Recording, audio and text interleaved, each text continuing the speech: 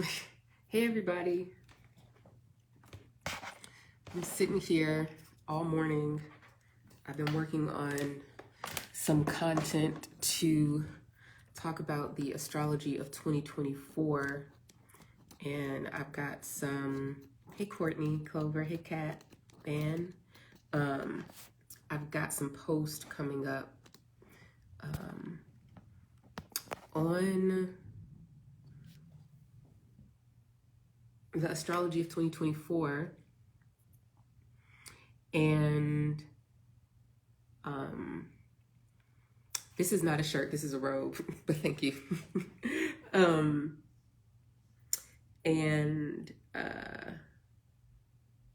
I was getting ready to finish up, what is this, May, in the 2024 Sidereal Astrology Guide. This is going to be probably the longest monthly summary, I think, in 2024 because it's the setup. It's a lot of stuff going on. Hey, Patak 98. Excuse me. Anyways, but I've been wanting to go live for a few days now because the sky has really changed. Being who I am and what I do, I tend to think of time in segments that are not necessarily easily translatable to like Gregorian calendar time, so to months or years or weeks or days. I tend to think of time and segment time based on themes and patterns that are going on astrologically. This is the way I think of time for my own kind of emotional ebbs and flows, my own mental health, and also in my understanding of external events in the world. I think of time in this way. I'm constantly, right? Part of my definition of astrology is that it is a tool to segment and name and understand the meaning of time. And I come to understand what events mean, meaning what is happening in the world at any given moment. I come to understand what those events mean, not by some inherent assignment of meaning that exists within existing categories, you know, politically, economically, socially, but I understand what these events mean based on what the sky is doing at any given moment. And so I posted on Sunday and Monday here 2 posts. One was Saturn stationary direct in Sidereal Aquarius, which occurred Saturday, November 4th. And the other was Mercury in Sidereal Scorpio, which began November 6th. And Mercury will not complete its transit of Sidereal Scorpio until January 7th. And that is because Mercury will spend a portion of its retrograde in Scorpio. Mercury will station direct in Scorpio at the end of December, I believe. And so, what can we understand about some of the things happening right now? And I want to get this person's name right before I start opening my mouth. So hold on, y'all.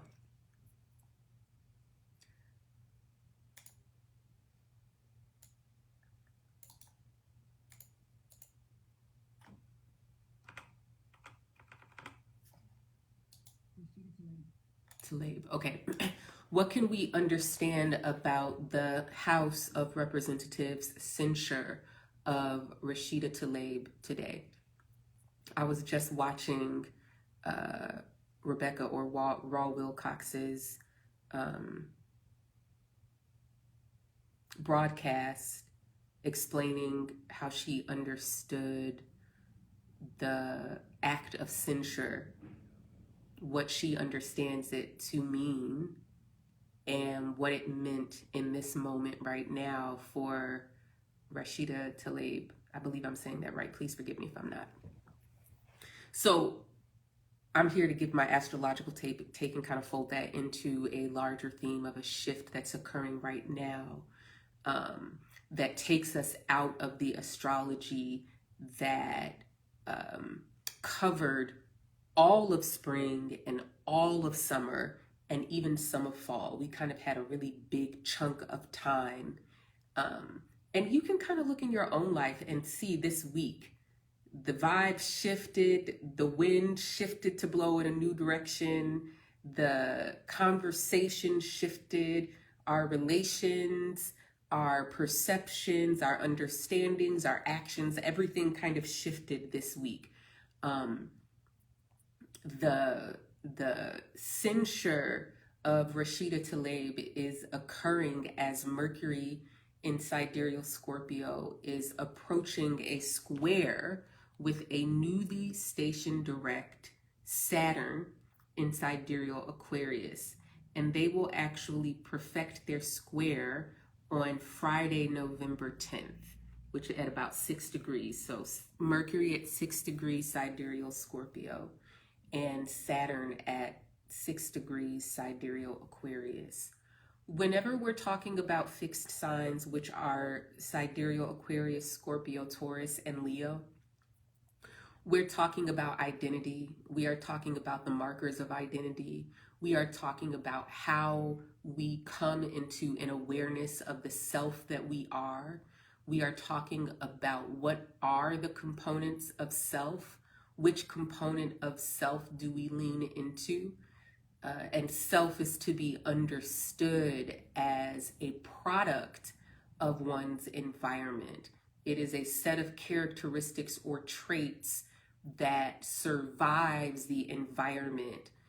And it's implied that other characteristics and traits that are not a part of the identified self or the personality have not survived. They have been subject to death. So whenever I say that I am something, it is on the one hand saying that the awareness I have of myself identifies with this. And it's implying that there is some part of myself or some aspect of self that either I don't identify with, or some part of me has been subject to social death.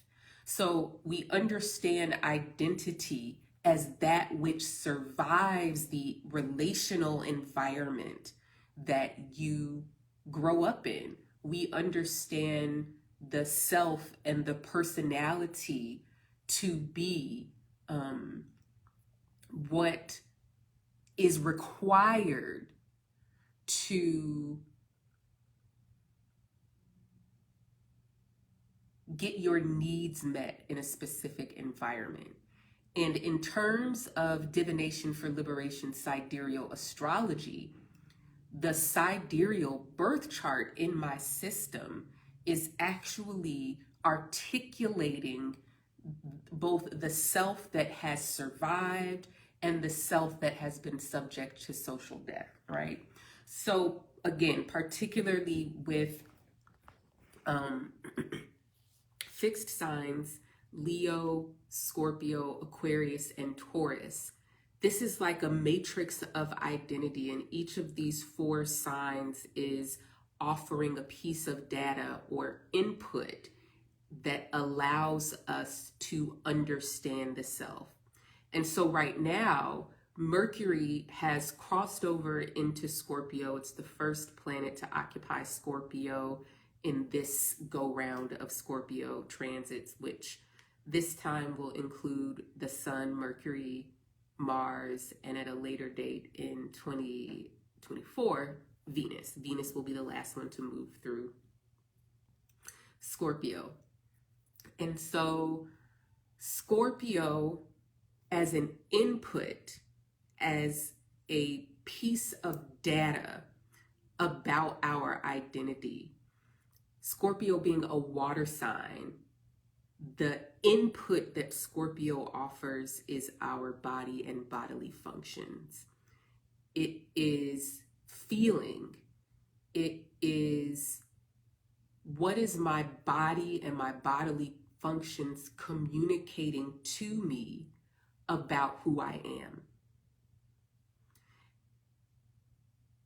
This could be a subjective, feeling-based awareness of yourself emotionally. But I think the most important piece that Scorpio brings in terms of identity has to do with what is the self that alienates me from the group? What is the self that highlights my differences from the group? What is the self that does not belong? What is the self that I feel but maybe can't see? What is the self that I feel but maybe others can't see? What is the self that I sense, right? Whenever we're talking about Scorpio, you can't not talk about Taurus because they kind of go together. And this is the Venus-Mars of fixed signs. In my post about Mercury and Scorpio, I talked about Scorpio as emotional autonomy. And emotional autonomy is really kind of saying that, like, in order to survive, you have to be able to feel your body as separate. You cannot be constantly fused with the group or others and subjecting your body and bodily functions to an unrelenting pressure to conform, right? Because just think about this. If my foot is bleeding and it's cut and I have no emotional autonomy, I have no expression or experience of Scorpio, then my awareness and understanding and capacity to acknowledge the harm my foot is experiencing is relying upon whether other people's foot is also broken, right? So Scorpio is the part of us. I don't care what's in your chart, so don't get hung up on that, because that's not what this is about, right? You don't have to have placements in Scorpio for this to be relevant. You have a house in your birth chart that has Scorpio, and you have a Mars, and so that's all that's required for this to be relevant for you, okay? So what Scorpio really does is allow us to claim a dominion over the separateness of our bodies so that we can survive, right? If going back to this analogy or this example of a hurt foot, right? Emotional autonomy by way of Scorpio is what allows me to actually say, ouch, my foot is hurt, and understand that acknowledging my individual pain has the possibility to alienate me emotionally and socially. I'm going to say that again. Me recognizing the hurt of my foot is me on an unconscious level or a conscious level understanding that the acknowledgement of my body as separate and the acknowledgement of my pain has the power to alienate me socially. And to be alienated socially is, in theory and in practice, to be placed into closer proximity to death. This is actually what I've been writing about for May of 2024. Then when we get there, it'll be all Taurus stuff. But right now we're talking about Scorpio. So I don't want to get too much into it. But the point being is that when we are experiencing sidereal Scorpio transits right now, we are confronted with the reality of how acknowledging the individual emotional experiences that we have and the individual physical experiences that we have threaten to alienate us from the group and put us in closer proximity to death. And this is exactly what is happening with Rashida Tlaib and the censure she experienced at the hands of her colleagues in the House of Representatives. Rashida Tlaib is the only Palestinian member of the House of Representatives, and she has claimed emotional autonomy that has implications and consequences for who she is perceived to be. The double-handed dealing of American acceptance, on the one hand, glorifies the diversity of the American population as a melting pot and place that is unique in its diversity. And on the other hand, it is constantly requiring people to abandon their melting pot identities for the alleged benefit of acceptance into American culture. And so this censure of Rashida Tlaib for her words, the literal fill in the blank for Mercury in sidereal Scorpio, I literally just posted it. It says articulating emotional boundaries. Rashida Tlaib has articulated emotional boundaries by proclaiming that from the river to the sea, Palestine will be free.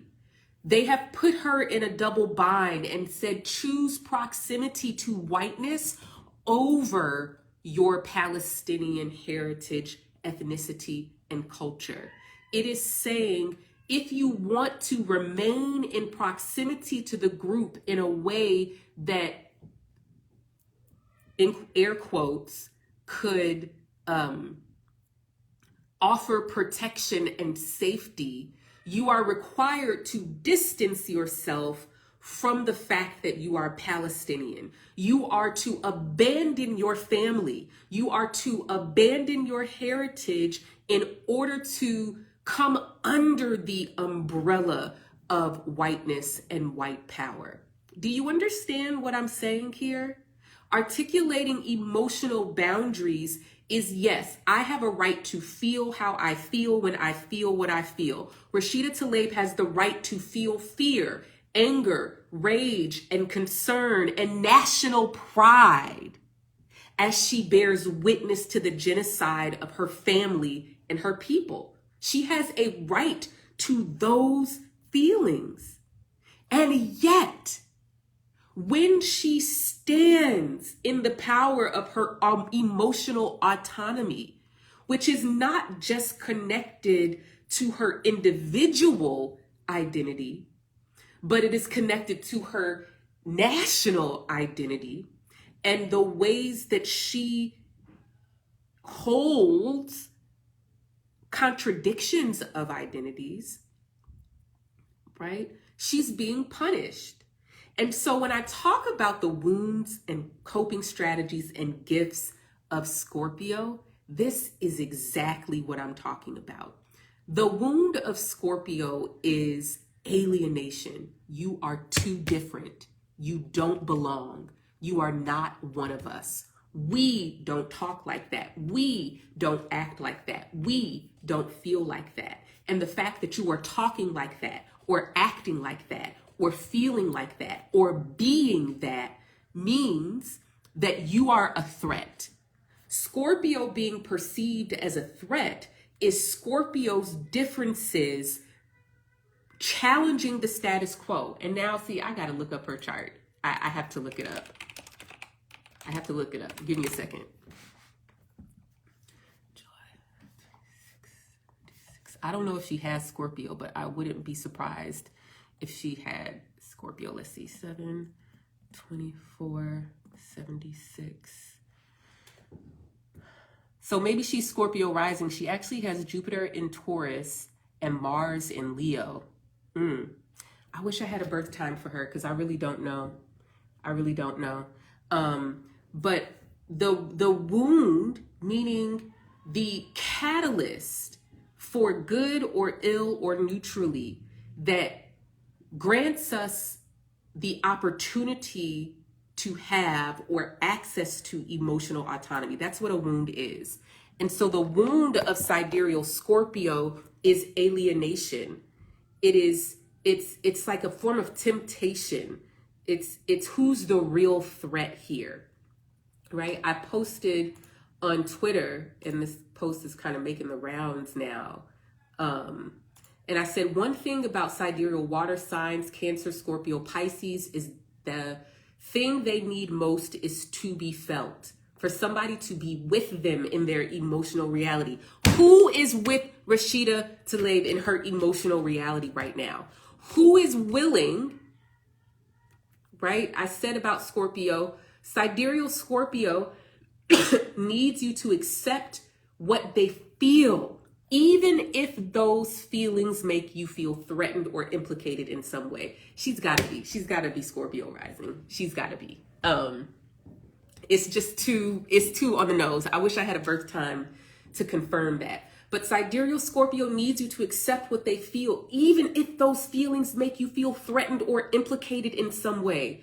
And so in lieu of the House of Representatives accepting that her emotional autonomy, her moment of proclaiming and imagining, hello Saturn in Aquarius, imagining the freedom of Palestinian people in the face of abject dehumanization and erasure and murder, right, is an act of emotional autonomy.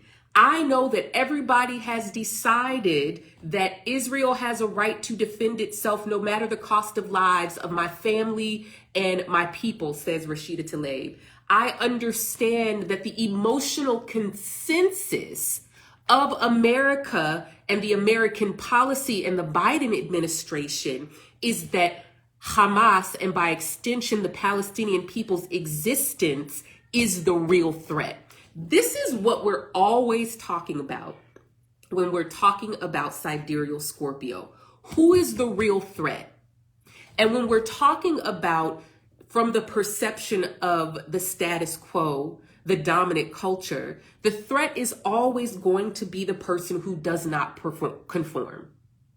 The threat is always going to be the person who is too different to hide. What is it that they expect her to do? This is a deep form of not only psychological violence, but emotional violence. It is emotional violence to expect someone to swallow their fear, to mute their rage, and to be silent in the face of their family members being murdered by the very country that she lives in. It's unconscionable, right?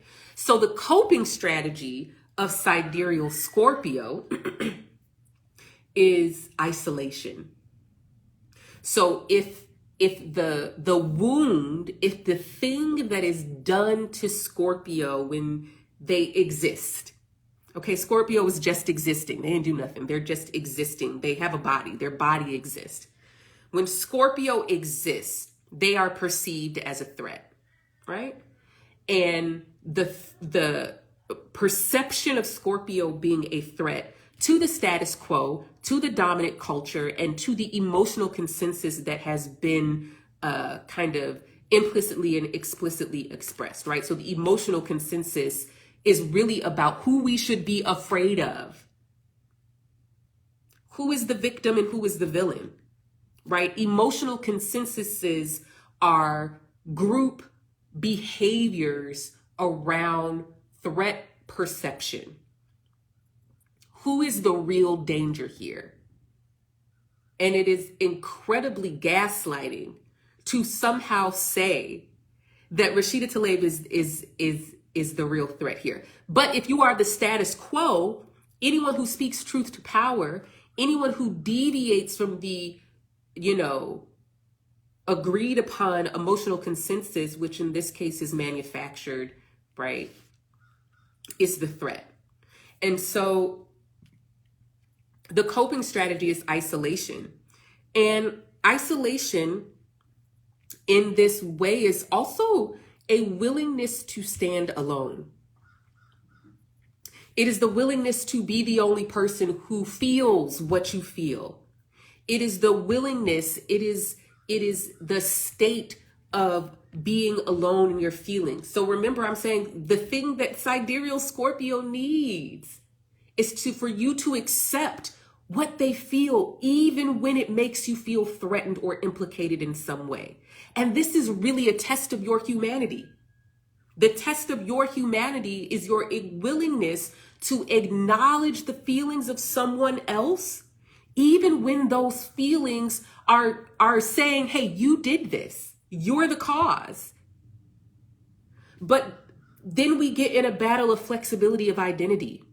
What does your feeling say about who I am and what I'm capable of, says the House of Representatives in their censure. So the House of Representatives censuring Rashida is a form of alienation. It is a way of saying, oh, you over there by yourself, homie. We ain't got nothing to do with that. We over here. So if you want to be with us, you can't say that. On this post, I want to bring this back up.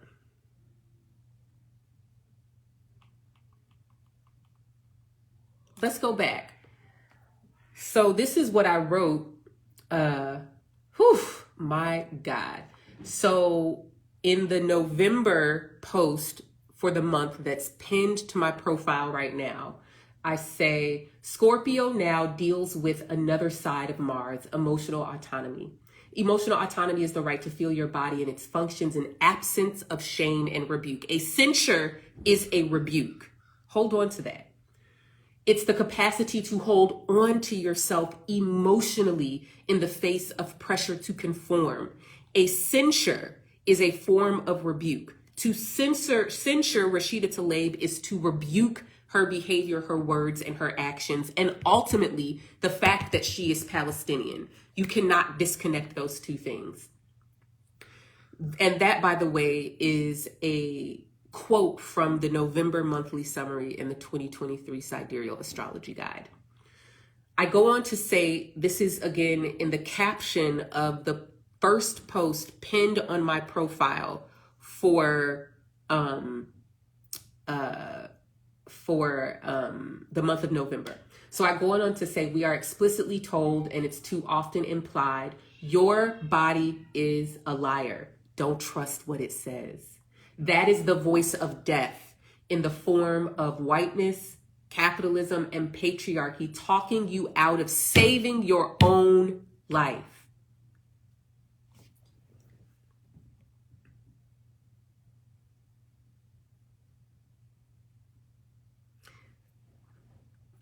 I mean, we could turn it off and that could be it, right? A censure is a form of rebuke that says, we have all decided this is who and what the threat is. We have all decided that Palestinians are the threat. The Hungry Medium, this is in the caption on the post, the first post pinned on my profile. It says November 2023. I'm gonna put that in another post though, so that y'all can share it. Censure is a form of rebuke. This is what they've done to Rashida Tlaib. It is a way to get you in line. And shout out to Rebecca Wilcox, Raw Wilcox, for her teaching on this earlier today, who talked about the censure as a whip. It is meant to get you in line. It is meant to tell you, hey, we don't do that here. If you want to be one of us, right? And so when I say that's the voice of death in the form of whiteness, capitalism, and patriarchy talking you out of saving your own life, I mean that. This is not this is not in theory. It's not an intellectual exercise. A censure is saying if you want to be under the umbrella of protection of whiteness, you must abandon the fact that you are Palestinian. You must abandon the fact that your family is dying. You must disavow any connection to the people that is making you feel this way. And to be clear, we're about to have 73 days of sidereal Scorpio transits. And so Mercury is the herald. Pay attention and listen very, very, very closely. I know it's a lot going on. But pay attention to this. Pay attention to this censure. This is a reinforcement of the status quo of white power and a disavowal of not only Rashida Tlaib, not only the Palestinian people, but is a disavowal and a public performance to let you know what the consequences are should you decide to embody any type of emotional autonomy. Right?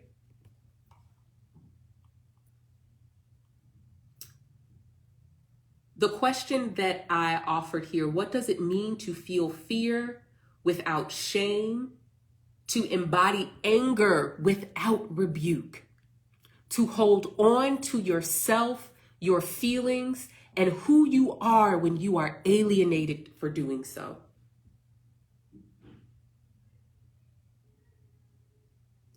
Solidarity with Rashida Tlaib, solidarity with the Palestinian people, free Palestine, and free all oppressed and colonized people, including you and me.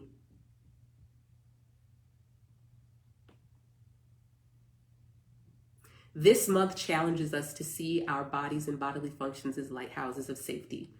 I really came on here on my page to read what I wrote about Mercury and Scorpio. So let me read this real quick. I have a right and an obligation to my body and my life to feel what I feel when I feel what I feel.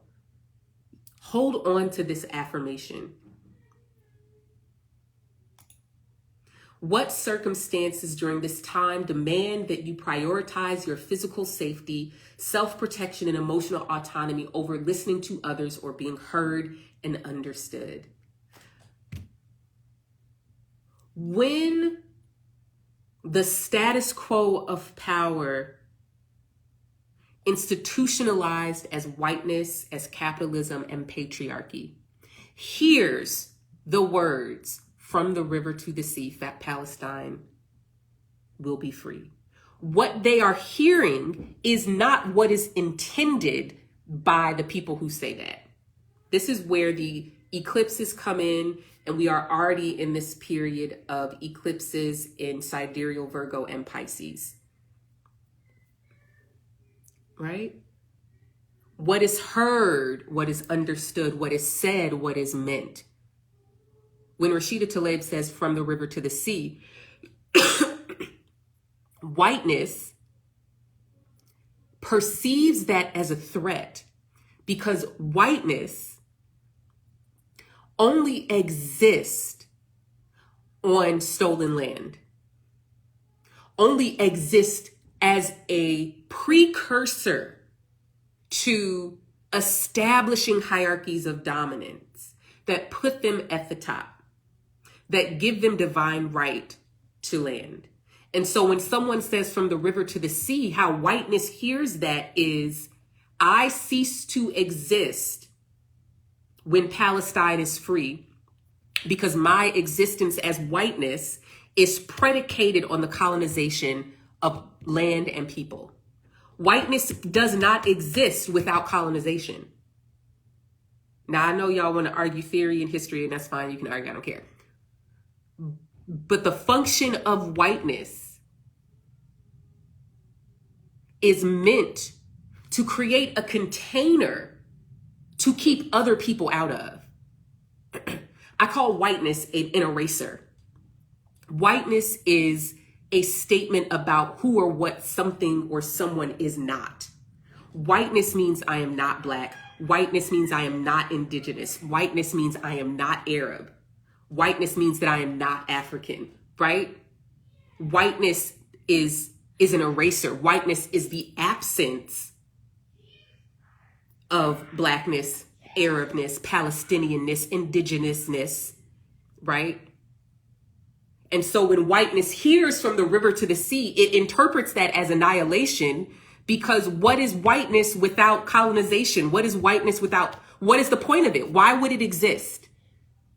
Why would whiteness exist other than to bring heretofore disparate groups of people under an umbrella, right? Marimba Ani talks about this in her book, Yorugu, that whiteness is a creation along with how Christianity was appropriated. It's a creation to create an umbrella of national identity. And the first victims of whiteness are the indigenous cultures and people of what is now known as Europe. Those are the first people to be subject to the eraser, right? And that umbrella is grown and shrunk and changed, right? To the point that many culturally and religiously Jewish people fall under the umbrella of whiteness. So again, this question is up on my page. The first slide says Mercury in Sidereal Scorpio, and it says, what circumstances during this time demand that you prioritize your physical safety, self-protection, and emotional autonomy over listening to others or being heard and understood, right? So Rashida Tlaib is saying, I know y'all are willfully misunderstanding me, but if I have to choose to abandon myself and my identity and my family and my heritage, I'm typing it in the book.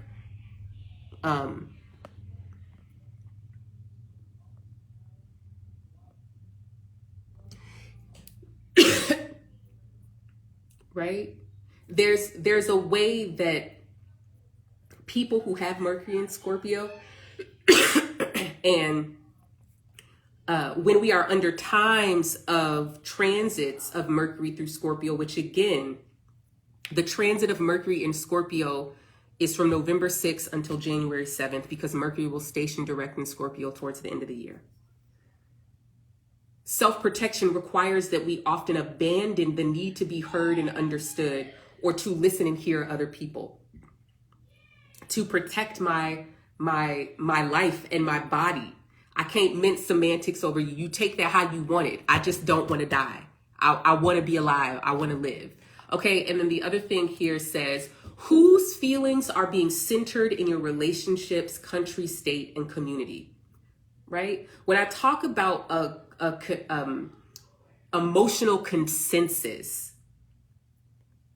I'm talking about whose feelings of fear determine the collective emotional tone of a country, state, or community. Who gets to determine who and what the threat is? Now, we know that whiteness finagles itself into being the victim all the time. It don't matter if the colonizers killed your whole family. How dare you feel fear and grief in response to me killing your family? That scares me, says whiteness. I was watching the second appearance of Louis Farrakhan on Donahue. You all are so welcome. These are always saved. The other day I was watching the second appearance of Louis Farrakhan on the Donahue show. This was back in like 91 or something like that, or 89. I don't know. But one of the really interesting observations that I had of that show is how Louis Farrakhan on this show is saying to paraphrase, Black people have been subject to an unconscionable amount of violence. And as we need to have a restoration of our self-knowledge, our dignity, and capacity for self-love and self-respect. And if that means that we need to have our own communities and spaces, then that's what we should do. And the way that the white women in the audience kept standing up and saying, "You're scaring me. You're scaring me. I don't like what you're saying."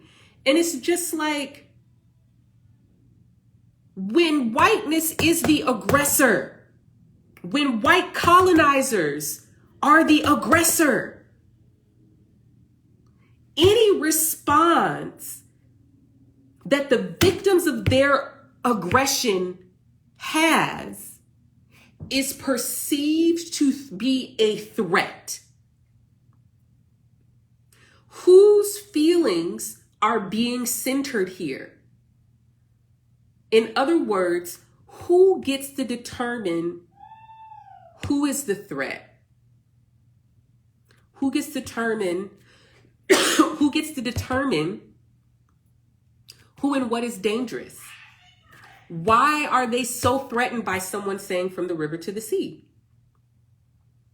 The next question says, whose right to survive, to feelings of emotional safety and physical protection takes precedence? And let me be clear, because I know how y'all like to tussle. I watch and listen to speeches from Louis Farrakhan every now and then because I know how to get wisdom from whatever source it comes from. And I know how to separate the garbage from the meat. And I know that sometimes, dumb people say smart things and smart people say dumb things, right? And as a student of radical tradition, as a person who's committed their lives to liberation, you gotta be able to, right? Half the people that are glorified as radical figures hated women. We gonna throw all their books away? Anyways, that's all I have to say about that. You can do what you want, listen to who you want or not. But all of that to say, this is the beginning of 73 days of Sidereal Scorpio, and the censure of Rashida Tlaib is a form of rebuke. It is a form of rebuke that, as Rebecca Wilcox said today on her broadcast, that it's a whip. It's a whip. It's saying, get back in line. The gift of Sidereal Scorpio is emotional autonomy. It is via isolation that we learn where our feelings end and begin, where our bodies end and begin. It is through standing alone and recognizing our own pain that we are able to have emotional autonomy. Emotional autonomy is literally just to feel different. But we have to understand this within the context of identities that are defined by emotional consensus. And again, emotional consensus at its root is about deciding who is the real threat. Okay? I really wanted to do some horoscopes, but I ain't got time for all of that. Because I got to get back to writing. If you want to get a more personal application of this, please join my monthly study group for the 2023 Sidereal Astrology Guide. It's over there. We will be going over the monthly summary and questions that I've written, and the fill in the blanks that I've written for the month of November. If you go to my Instagram page, You can already see a couple of the fill in the blanks. The fill in the blank for Saturn in Aquarius stationary direct, imagining myself free. I mean, and really understand the way, and let me say this before I try to do my little wrap up. I ain't gonna be before you long. The defining, this is what I really wanted to get to, Lord help me. The defining feature of right now through January, and there will kind of be some overlap, okay? Because as we are in this new kind of season or segment of time that is focused on Scorpio and Aquarius, this will overlap with a stellium in Sidereal Sagittarius, which starts building with Mercury's entrance into Sagittarius at the end of this month. So, hey Marisa, so if you're just joining me, I started off talking about how I understand astrology and how I make sense of what's happening in the world based on the astrology that's happening. And right now, this season that we've entered, which basically began this week with Mercury's entrance into Scorpio, is a period where Mercury, the Sun, Mars, and eventually Venus will all square Saturn and Aquarius for the first time from Scorpio. And in a lot of ways, this is giving us important pieces of this Saturn and Aquarius transit, okay? And so the squares between Saturn and Aquarius and planets in Scorpio are really on this other side of the fixed kind of matrix of identity, okay? And we understand the fixed matrix of identity to be data inputs by way of sidereal Scorpio, Taurus, Leo, and Aquarius. And I talked about Scorpio as emotional autonomy. Where does our individual physical and emotional experience position us in relation to the group?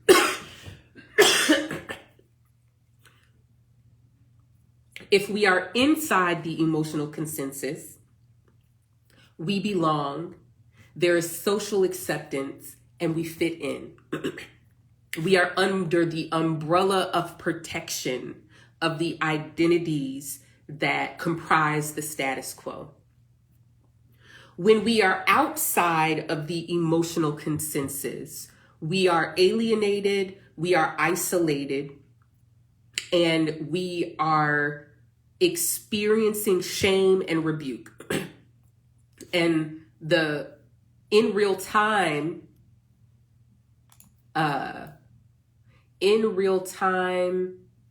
manifestation of this is the censure of Rashida Tlaib for literally saying she wants her people to be free and not be colonized and occupied. She wants her people to not be murdered, right? But because that stands outside of the emotional consensus, she is made to be punished for that. She's made to say, if you're not one of us, if you are not in agreement with our emotional consensus about who the threat is. I mean, because what they're really asking Rashida Tlaib to do is to say that she is dangerous to the status quo of power by standing in her Palestinian identity, by standing in solidarity with her family members, herself, right?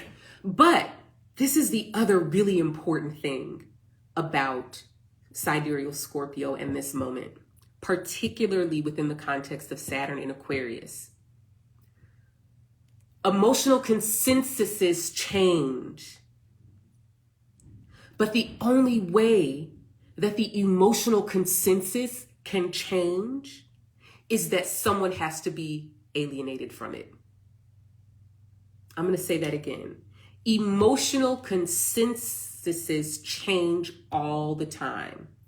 Who is perceived as a threat changes all the time. But the way that those emotional consensuses change is because somebody at some point is willing to be made an alien. Someone refuses to emotionally abandon themselves. Because that's the function of this censure for Rashida Tlaib. They want her to emotionally abandon herself in the same way that she has been emotionally abandoned by her colleagues. Remember, Sidereal Scorpio needs you to accept what they feel, even if those feelings make you feel threatened or implicated in some way. Scorpio needs somebody to be with them in their emotional reality. And in this moment, Rashida Tlaib's peers have said, nah, sorry, you on your own, homie. You are emotionally abandoned. Your fear, your rage, your national pride, your loyalty to your family, yourself, your body, your feelings, you're on your own.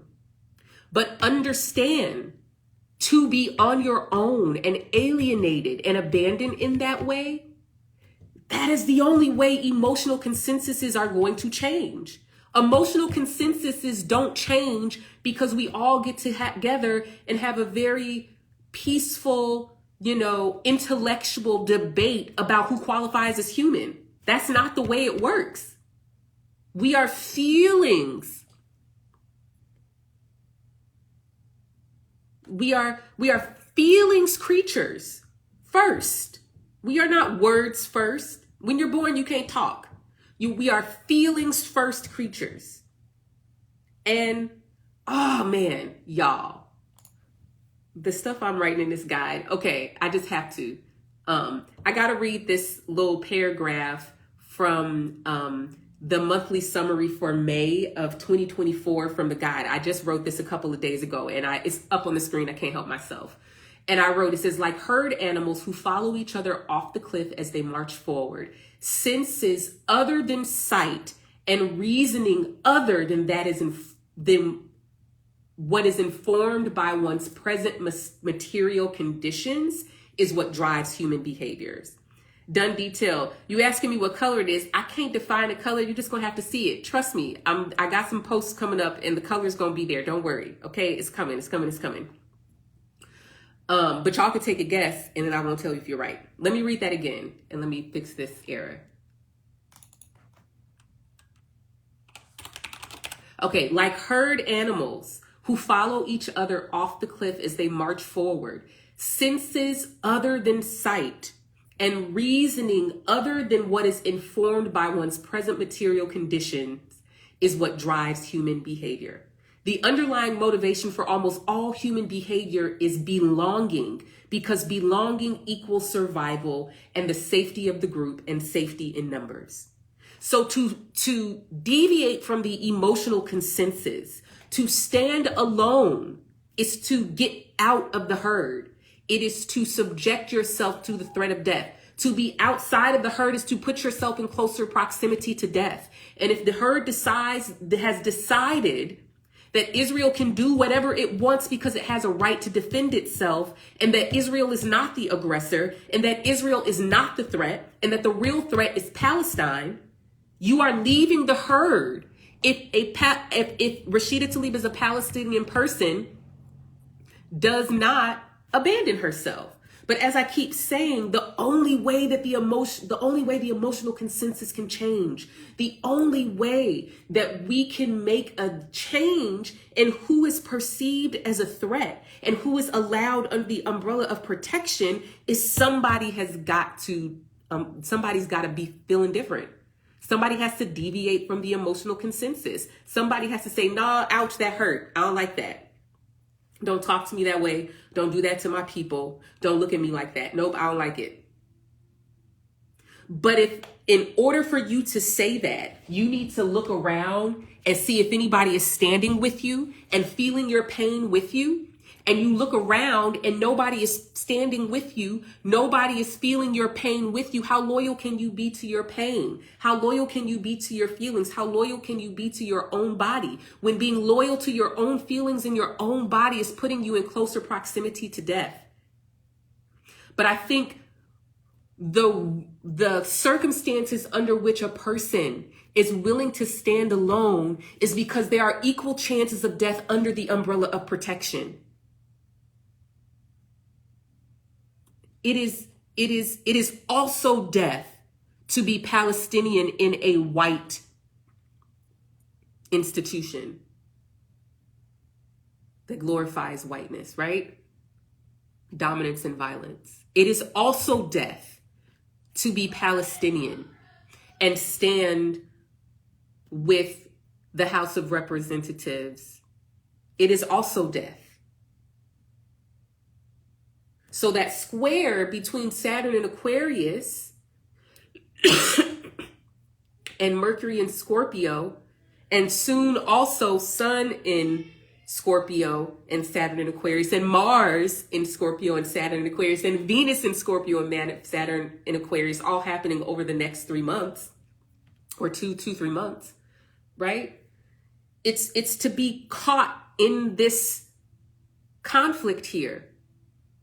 Do I disassociate from the self that is being erased and invisibilized? Do I not identify with the self that is not being witnessed? Like Marisa said, the conundrum, I want Palestine to be free and I cannot afford to jeopardize potential employment by being vocal. There are so many people who are in the same circumstances, people who are losing their jobs, people who are losing their positions. Cassandra says, I feel like you prepared us for this around your words, disregarded selves, disregard themselves. I wish I could remember what that was. That's it. It's what I associate with Sidereal Aquarius, a disregarded self, a self that is not perceived, a self that sees no reflection of itself in its environment, a self that is ignored, right? Cannot see itself.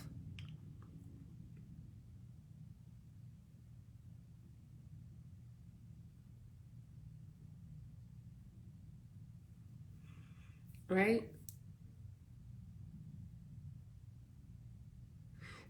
Unfortunately, this is the bind that capitalism puts us in. One of the I ain't gonna say I'll wait until I post it on Instagram, but this is the bind that we're in. Do I disregard myself because I am being disregarded? Do I abandon myself emotionally because I'm being emotionally abandoned? That's the real question of this time. Do I disregard myself because I am being disregarded? Meaning, do I ignore the truth of who I am because the truth of who I am is being ignored? Do I abandon myself emotionally? Do I leave my body because I have been left alone? Do I not feel myself because nobody is feeling me?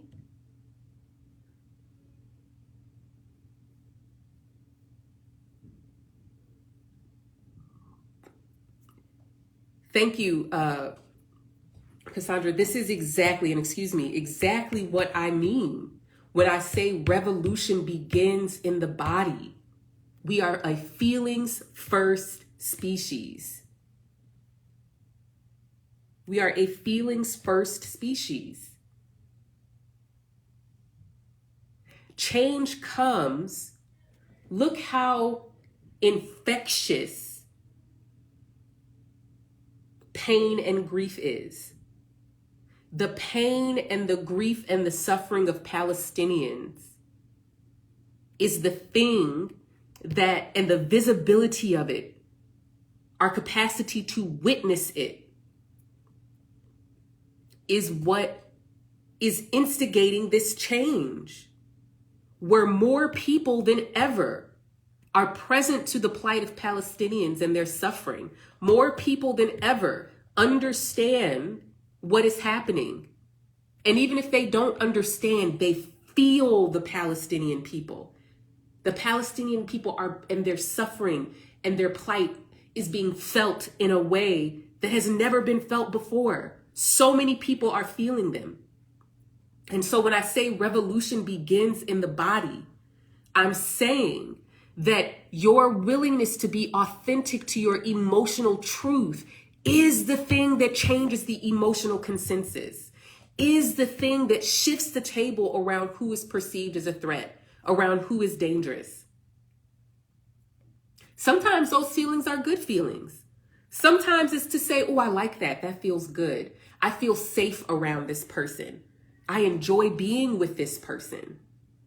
Even though this person has been deemed an alien, even though this person has been dehumanized, even though this person has been alienated and kicked out of the umbrella of protection of whiteness and capitalism and patriarchy, this person is safe. And to bear witness to a person being in proximity to, right, someone who has been alienated, you look at that and you say, oh, I thought those people were dangerous. I thought I wasn't supposed to be friends with those people. I thought I wasn't supposed to live near those people. I thought I wasn't supposed to be in community with those people. But understand that emotional consensus is group behavior that has deep implications for how we engage with people one-on-one. And that when we are caught up in the emotional consensus, we are not permitting ourselves to actually have authentic, intimate relationships with the people we're encountering. We are projecting onto them the stories and beliefs that come with a loyalty to the emotional consensus, right? Next year, y'all, 2024 is about to be wild. 2024 is about to be wild. Already, we're in this period where the astrology of 1964 and 1965 we're kind of going over this same kind of similar and almost identical in some ways astrological territory. And while the sky at that time was much more focused on fixed, right? Which is why racial tensions and xenophobia, I think is what you call it, and all of that stuff was so loud. Yeah, 2024 is about to be wild, and there's so many things that I've been stating over and over again. There's so many new people who don't know my teachings, who don't know what I talk about, and it's at this moment where I have to start repeating myself because people sometimes can't make connections with what I say until it's relevant in the moment, right? Unfortunately, many of us struggle with our imaginations in that way. But the takeaways from today really are, you have the power to change the consensus by being emotionally autonomous. And part of the strategy is to say, part of the strategy is to understand when it's a ripe moment for you to stand up in your emotional autonomy and when you're just making yourself a sacrificial lamb. Which is why I'm not going to encourage anybody to put their material conditions in jeopardy by speaking up, and it ain't going to move the needle at all, right? You may not speak up publicly on your social media, but you can speak up publicly in your community and amongst your friends. You don't have to put it on the record of forever on the internet. I totally understand that. But the takeaway is that you have the power to change, and that change is not always coming in the way that we think it's going to come. Change does not come from peaceful intellectual debate, because when people have a social power and financial incentive to maintain the status quo, they're going to come up with 11 ways to misunderstand you and misinterpret what you're saying. And so when I say revolution begins in the body, what I'm saying is that change begins with feeling, because feeling is infectious. Ideas, we have too many psychological defense mechanisms that makes the proper sequence of words able to affect change. There are some of us for whom that is going to work. Hey, sister. There are some of us for whom that's going to work, and that we are open to ideas and we're open to dialogue. But those are for people who are already invested in liberation, right? In order to really impact change, it comes through feeling. It comes through the infectious nature of the human nervous system. The human nervous system is not individual machines. They are all connected, which is why very few of us can bear witness to the suffering of Palestinians in this moment, to see the tears, to hear the wails, to see the mothers, to see the children, to witness their grief and their rage and their fear and not be affected by it. In order to witness that and to not be affected by it, you have to have already decided that those people aren't human, right? And these are the ways that propaganda and indoctrination override our capacity to be present to the ways that we are connected to each other and connected by feeling. That's all I have to say. Annoying artist. I don't even be remembering to put this up on YouTube until you say it. So I'll put this up on YouTube. But revolution begins in the body, and solidarity with Rashida Tlaib for her emotional autonomy, her willingness to not betray herself, her body, her fear, her rage, her national pride, her family, her ethnicity, her identity, her religion, right? All of these ways that she has refused to abandon herself, even in the face of every single one of her colleagues almost abandoning her and saying, no, I'm not going to feel you.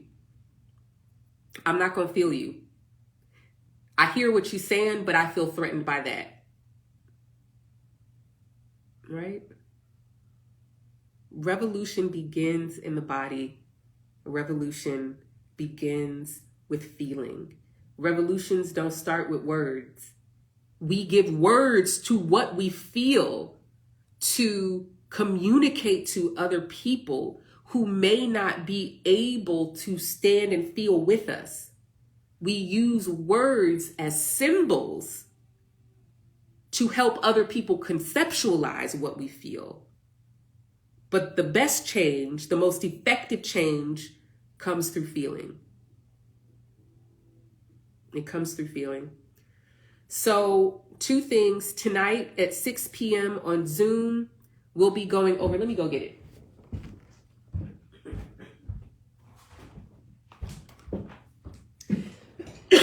We'll be going over November in the 2023 Sidereal Astrology Guide.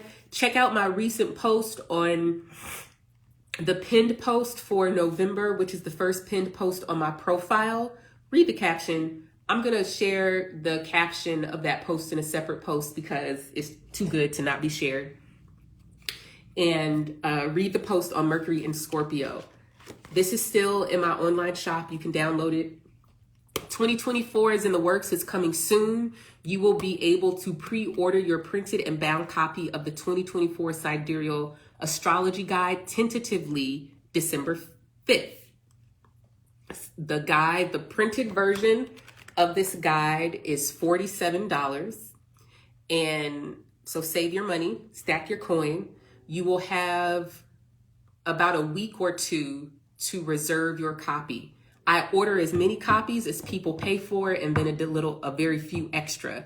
So if you want a printed and bound copy of the 2024 Sidereal Astrology Guide, get it during pre-order, because I cannot guarantee that there will be any or many copies available once I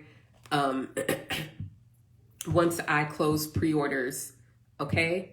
And the other thing that I wanted to say is Sunday, I will be bringing back an oldie but goodie. I'm going to try my hand at bringing back, yes, Allison, the printed and bound version of this for 2024. The PDF version, I believe, is $27 that you can download. It'll be available. Oh, also, when you pre-order a printed and bound copy, you always get a complimentary PDF version to use until the printed and bound copies are printed and shipped. So if I open pre-orders at the beginning of December, then I'll likely be shipping sometime in January.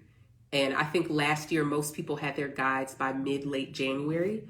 What else do I want to say?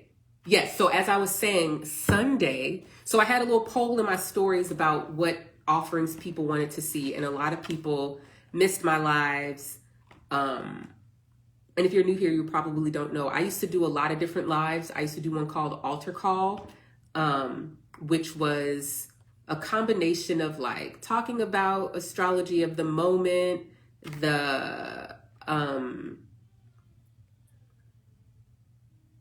a word of wisdom, sometimes a little bit of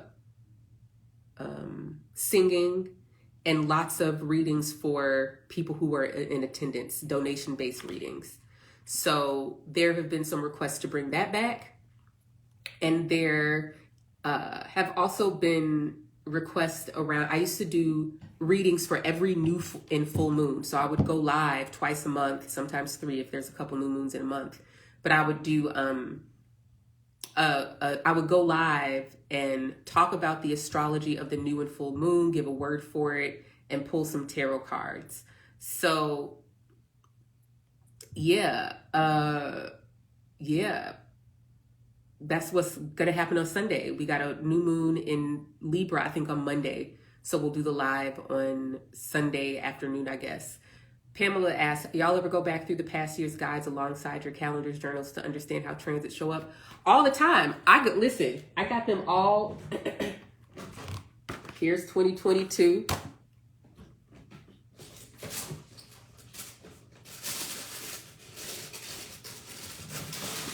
Oh, here it is. Here's 2021. Here's 2020. Here's 2019. And here's 2018. These are all the guides. And 2024 will be the 7th version. The 2024 Sidereal Astrology Guide will be the 7th version. So if you're new here, you got time to catch up. We've been doing this for a minute. And yeah, if you want to do an end of year wrap up, definitely come to the December study guide group. So the study guide groups are like, I want to say, they're like the second Wednesday of the month. Yeah, generally the second. I was inconsistent with that this year, but going into 2024, hey Renee, going into 2024, the study guide groups are always going to be on the second Wednesday of the month. And the third Wednesday of the month are advanced study for those who are real serious about learning their astrology. So anyways, link is in my bio to download this and to register for tonight's study group. Many people want me to do horoscopes, but it really doesn't make sense when I spend months writing a guide to help you personally apply the astrology of the entire year on a month-by-month basis. It just doesn't make sense for me to go through the labor of writing horoscopes when I literally have created this so that you don't have to deal with generic horoscopes that don't take the specifics of your chart into consideration. And on top of that, I make myself available for a couple of hours each month, going through each month in this guide and answering whatever questions you may have. I have the birthday club where you can come and get a birthday reading each month. I just started that in September. We did it in September and October, and that was great. We'll do it again this month. The birthday club for this month is going to be probably on the 25th of November. What else? I also do group readings. So groups of 4 people get readings together. They're randomly put together who signs up, where you can get even more insight. And these are all at accessible price points. The group readings are usually like 2 hours and they're $135. The birthday club is usually like 2 hours and it's $85. The monthly study groups are $5. So there's so many offerings at lower price points. And this guide is $47 and it lasts you the whole entire year. And it don't trail off at the end. Yes, Renee, group readings are so good. Those are my absolute favorite because the people that end up together, the charts are always intersect in great ways. Queen Queedy says, will study group recordings be sent out? The study group recordings, all of them, with the exception of October, because my power kept going out and it's like 3 different recordings that I haven't put together yet. But all of the other recordings are on my Podia. I have a Podia community. I need some tea. Podia is like Patreon that has groups and tiers. So if you are a friend, which is just $6 a month, if you are a friend of the Div for Lib Podia community, you are automatically granted access to the monthly study groups, right? Which are $5. And you get access to the replay of the monthly study groups. All of the videos from the monthly study groups are in a study group topic and you can replay them. So if you are a friend, a supporter, or an advanced study student, you are automatically granted access to the monthly study groups and you can catch all of the replays. If you are a supporter and an advanced study tier member of my Divination for Liberation Podia community, you have access to, like I said, all of the monthly study group videos, but you also have access to a library of videos and content from my study salons. Study salon content varies from reading lunar return charts. I did a whole series on aspects. There's a basics for beginners. We've gone over the wounds and gifts and studied that. There's probably like 8 or 9 study salons that are like a couple of hours each with slides and videos that you can watch the replay of if you want to learn more about sidereal astrology. So very strongly suggest you join my Divination for Liberation Podia community, if only because there's a great library of content on there from study salons that I did in 2022 and 2023. Hope to bring those back in 2024. If you want the study salons to come back, let me know. What are the topics you want to learn about? Again, there's already lecture content, slides, and videos for reading your lunar return charts, which I call a monthly horoscope, basics for beginners, in-depth stuff on, it's so much stuff on there. I'll share the link in my stories. Let me get off of here so I could go finish writing for 2024. It was very great to see you all. You all have an absolutely wonderful evening. Share this video when it goes up, and I'll be putting it on YouTube if it's easier for you to view that way. I'll share the link in my stories. You all take care of yourselves, and remember, revolution begins in the body.